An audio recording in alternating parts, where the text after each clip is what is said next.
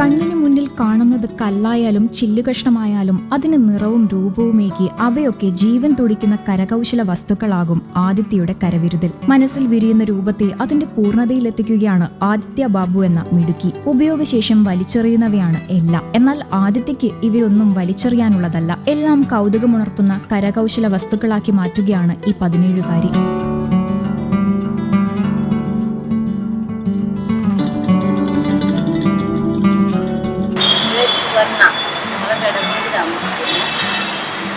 പാഴ്വസ്തുക്കളുണ്ട്. എന്ത് കിട്ടിയാലും നമ്മൾ ഉണ്ടാക്കും.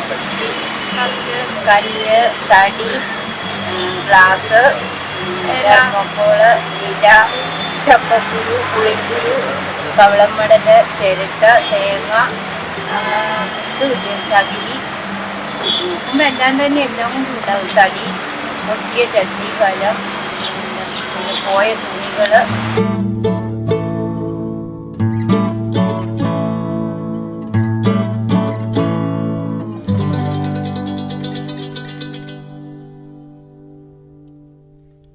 നിറം കൊടുത്തൊരുക്കിയ മനോഹര രൂപങ്ങൾ, ഫ്രെയിമിൽ ഒട്ടിച്ചു വെച്ചിരിക്കുന്നതോ പരിചയമുള്ള വസ്തുക്കൾ, താക്കോൽ, കത്രിക, വള, കുപ്പിയുടെ അടപ്പ്, പെൻസിൽ കട്ടർ, അടുക്കളയിലെ ഉപയോഗശൂന്യമായ പാത്രങ്ങൾ എന്നിങ്ങനെ നീളുന്നു. പാഴ്വസ്തുക്കളെല്ലാം കരകൗശല വസ്തുക്കളാകും. ആദിത്യയുടെ വ്യത്യസ്തമാകുന്ന മറ്റൊരു കരവിരുതാണ് ബോട്ടിൽ ആർട്ട്. കുപ്പികളിലെ ചിത്രവർണ്ണങ്ങൾക്ക് പുറമെ മുത്തുകൾ കൊണ്ടും വർണ്ണനൂലുകൾ കൊണ്ടുമുള്ള തൊങ്ങലുകൾ. കവളമടലിന്റെ ഒരു കഷ്ണം പോലും ക്യാൻവാസ് ആണ്. പ്ലാസ്റ്റിക് കുപ്പികൾ, പേപ്പർ കപ്പുകൾ, കാർഡ്ബോർഡുകൾ, ചിരട്ട, തെർമോക്കോൾ തുടങ്ങിയവയിലെല്ലാം കലാകാരിയുടെ കൈതൊട്ടാൽ കമനീയമായി.